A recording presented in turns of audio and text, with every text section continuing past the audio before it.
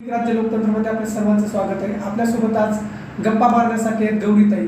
गौरीताई ह्या अनाथ मुलांसाठी काम करतात. त्याच्यानंतर जे पुणे शहरामध्ये भाजी विक्रेते आहेत त्यांच्यावर होणाऱ्या वेळोवेळी अन्याय अत्याचार असतात त्यांना वाचा फोडण्यासाठी जेव्हा महानगरपालिका त्यांच्यावर कारवाई करते, त्यांचा आवाज, त्या भाजी विक्रेत्यांचा आवाज ह्या ताई बनतात, तेव्हा ताईची आक्रमक जी भूमिका असते त्या भूमिकेविषयी आणि त्यांचा जो प्रवास आहे त्या प्रवासाविषयी आपण आज जाणून घेऊया. काय सांगसाल ताई आज? नमस्कार, माझं नाव गौरीताई करून शेलार. मी पथारीचं काम करते सर, काँग्रेसच्या माध्यमातून. पथारीवाले म्हणजे एक सामान्य लोक असतात ते खूप. ते स्वतःच्या हातात म्हणजे एकदम सामान्य म्हणजे खूपच हलाखीची परिस्थिती आहे. असं की आता जर केलं तर संध्याकाळी खातील अशी लोक येतात आपले. तर प्रत्येक वेळेस काय होतं सर, संध्याकाळी 6 वाजता धंद्याचा टाइम असतो, कंपन्या वगैरे संध्याकाळी 6 वाजता सुटतात. तर त्यावेळेस ते लावला धंदा की लगेच अतिक्रमण येणार, उचलून नेणार, त्यांच्या मालाचं नुकसान करणार. मग त्याच्यामध्ये मग त्यांची खूप अडचण निर्माण होती, आर्थिक नुकसान होतं. मग त्याच्यामध्ये आम्ही काय करतो, त्यांना एक सहकार्य म्हणून तिथं मदतीला जातो आम्ही. मग ते त्यांच्यासोबत पालिकेच्या लोकांसोबत भांडणं वगैरे हे आमच्याकडून होतं सर. ते ह्याच्यामध्ये त्या महिलांना खूप सपोर्ट मिळतो आमच्याकडून. तर त्याच्यामध्ये एका महिलेला त्यांनी मारहाण पण केली होती. तर मग आम्ही पत्रव्यवहार करून विनय कुमार चौबे सर आहेत आयुक्त, त्यांच्याकडे आपण तक्रार वगैरे करून, परत शेखर सिंह साहेब आहेत त्यांच्याकडे पण तक्रार करून आणि त्या पालिकेच्या लोकांना थोडंसं ह्याच्यामध्ये घेतलं, आवाकामध्ये घेतलं. आता सरकारनं तर जागोजागी भाजी स्टॉल उभे केले, पण तरीही मार्केटमध्ये त्याचे सरकारने म्हणजे कुठे अजून तसं तर कुठे अजून भाजी मार्केट तयार केलेलंच नाहीये सरकारने. म्हणजे फक्त तो भाजी मंडई फक्त कागदपत्रावरती आहे, अशी सत्यामध्ये तर काहीच नाहीये. लोक दुकानांच्या समोर भाजीपाल्याची दुकानं मांडतात, तर ते दुकानदाराला त्यांना संध्याकाळी जे काही बेनिफिट होईल त्याच्यामध्ये त्यांना अर्ध त्यांना द्यावं लागतं. त्याशिवाय ते दुसऱ्या दिवशी त्यांना लावूनच देत नाही दुकान. म्हणजे ज्याच्या दुकानाच्या समोर गाडी उभी करायची, ते गाडी उभी करण्यासाठी ही रस्त्यावर उभी करायची असली तरी त्या दुकानदारांना पैसे द्यावे लागतात. आता तुमचा जर धंदा 200 रुपये झाला तर तुम्हाला 150 रुपये रोजचं देणंच आहे त्यांना. जर नाही दिलं तर मग दुसरा भाजीवाला आहे आम्हाला, आणि म्हणून त्याला टाळलं जातं. मग आणि सरकार जो टॅक्स आहे तोही भरला जातो. आणि इकडे दाखवतात टॅक्स पण भरावा लागतो. आता दाखवतात की इकडं भाजी मंडई केली, तिकडे भाजी मंडई केली, पण अजून तसं काहीच नाही इकडं करायचं. फक्त हे दाखवतात, नगरसेवक वगैरे दाखवतात, आठवडी बाजार वगैरे, तिथं ह्या लोकांना कुठंच स्थान भेटत नाही. म्हणजे आठवडी बाजार जो असतो, आठवडी बाजार हा फक्त दिखाव्याचा असतो आणि जे कुणी त्यांना मानधन घेईल त्याच लोकांना फक्त तिथं लावून देतात.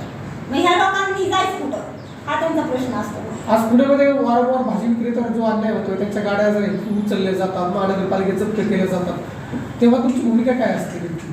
आमची भूमिका म्हणजे एकदम आक्रमक भूमिका असते. मग आम्ही तिथं आमच्या जीवाची पण पर्वा नाही करत.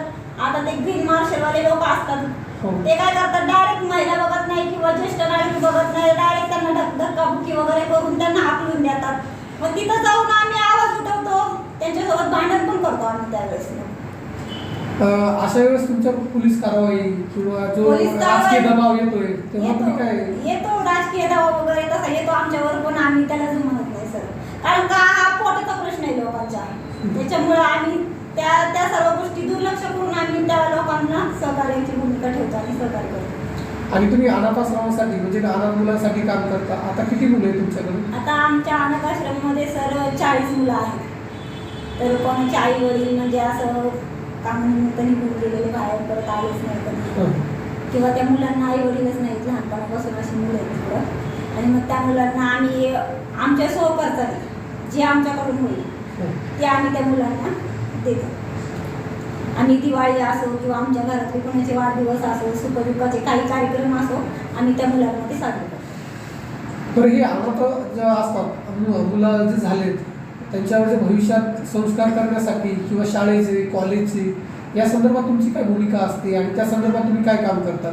आम्ही त्यांना चांगल्या शाळेमध्ये ॲडमिशन घेऊन देतो, जेणेकरून त्यांच्यावरती चांगले संस्कार व्हायला पाहिजे तिथं. त्याच्यासाठी आम्ही सारखे धडपड करत असतो. त्या मुलांना व्यायामशाळेमध्ये पाठवणं, त्यांना आपले क्रीडावरती कुठेतरी त्यांना स्थान मिळावं, त्याच्यासाठी आम्ही सारखी धडपड करत असतो. आणि अनाथ आश्रमातील मुलांच्या आरोग्याचे प्रश्न तेवढेच असतात. हा, आरोग्याचे प्रश्न असतात. मग आम्ही असे कुठेतरी शिबिर वगैरे लावून त्या मुलांना त्याच्यातून आरोग्याचे प्रश्न त्यांचे हे करतो. आता भविष्यात तुम्ही एक आई म्हणून म्हणजे 40 मुलांची आईच आहात, हो. तर या मुलांकडे बघताना म्हणजे काय त्यांच्या चेहऱ्यावर जे नैराश्य दिसतंय? त्यांचं जे आम्ही त्या मुलांमध्ये जातो ना सर, ज्यावेळेस आम्ही त्यांच्याकडे जातो ना त्यावेळेस त्या मुलांना असं वाटतं की आमची आईच आहे. ते मुलांना खूप असं म्हणजे वेगळाच आनंद मिळतो की त्यांना त्यांच्या आई वडिलांची अशी म्हणजे आठवणच येत नाही. म्हणजे त्यांना खूप असं वाटतं की हेच आमचे आई वडील आहेत. सरकारकडून काही मदत होतीये का? सरकारकडून तर अजून काही मदत झालेली नाहीये, पण असेच म्हणजे थोडेसे कोणी असे राजकीय वगैरे लोक असतील तर ते थोडंफार सहकार्य करतात. आणि आता जे महाराष्ट्रातील इलेक्शन झालंय त्याच्यावर आता अनाथ मुलांसाठी 1% आरक्षण दिलेलं आहे सरकारनं, तर त्या आरक्षणाचा फायदा भेटतो का मुलांना? अजून तर नाही मिळाला, पण इथून पुढे मिळावा ही आमची अपेक्षा आहे.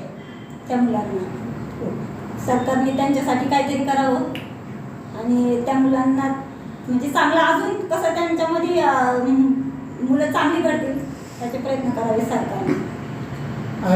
त्याच संदर्भात जसं जर तुम्ही महिलांच्या संदर्भात जे कामं करतात, आज पुणे शहरात वाढती गुन्हेगारी आहे, महिलांवर होणारे अन्याय अत्याचार आहे, त्या संदर्भात तुम्ही सरकारला काय सांगसाल?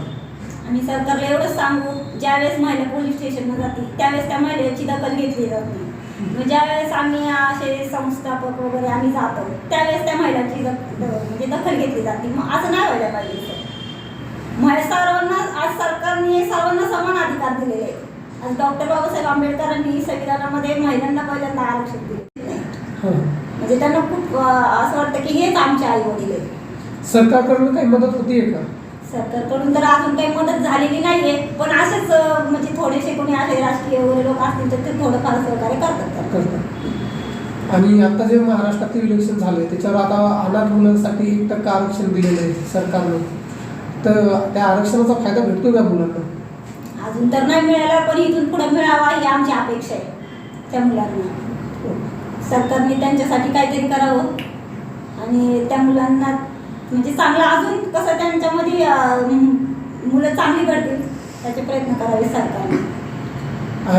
त्याच संदर्भात जसं जर तुम्ही महिलांच्या संदर्भात जे कामं करतात, आज पुणे शहरात वाढती गुन्हेगारी आहे, महिलांवर होणारे अन्याय अत्याचार आहे, त्या संदर्भात तुम्ही सरकारला काय सांगसाल? आणि सरकारला एवढंच सांगू, ज्यावेळेस महिला पोलीस स्टेशनला जाते त्यावेळेस त्या महिलेची दखल घेतली जात नाही. मग ज्यावेळेस आम्ही असे संस्थापक वगैरे आम्ही जातो त्यावेळेस त्या महिलाची म्हणजे दखल घेतली जाते. मग असं नाही व्हायला पाहिजे सर. सर्वांना आज सरकारने सर्वांना समान अधिकार दिलेले आहेत. आज डॉक्टर बाबासाहेब आंबेडकरांनी संविधानामध्ये महिलांना पहिल्यांदा आरक्षण दिलेले आहे. मग त्याच महिलेला का डावलं जातं? त्या महिलांना कुठेतरी चांगलं हे भेटलं पाहिजे. लाडक्या बहीण योजनेचा फायदा घेतलाय का? लाडक्या बहिणीचा योजनेचा तर आम्ही फायदा घेतलेला नाही, आम्ही तर नाहीच घेतलेला. पण आम्ही महिलांना सांगितलं तुम्ही घ्या, अवश्य घ्या. का तर हे काय कोणाच्या खिशातले पैसे नाही आहेत सर.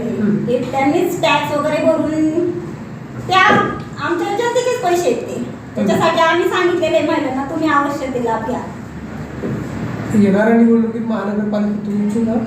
हो, आता ह्या महापालिकेमध्ये आम्ही इच्छुक आहे. दिल्ली प्रभाग क्रमांक 6 मधून मी इच्छुक आहे. म्हणजे जे सामाजिक वारसा लाभला आहे त्याच्यामध्ये तुमच्या पतीचं योगदान? माझ्या मिस्टरांचं योगदान म्हणजे मला पूर्ण त्यांचा सपोर्ट आहे आणि त्यांच्यामुळेच मी आज ह्याच्यामध्ये जाऊ शकते. म्हणतात ना एका पुरुषाच्या मागे स्त्रीचा हे असतो, तसं माझ्या डोक्यावरती माझ्या मिस्टरांचा हात असल्यामुळे मी कसं अजून त्याच्यामध्ये जास्ती पाऊल पुढे टाकू शकली आहे आणि हे सगळं श्रेय मी माझ्या मिस्टरांना देते. धन्यवाद.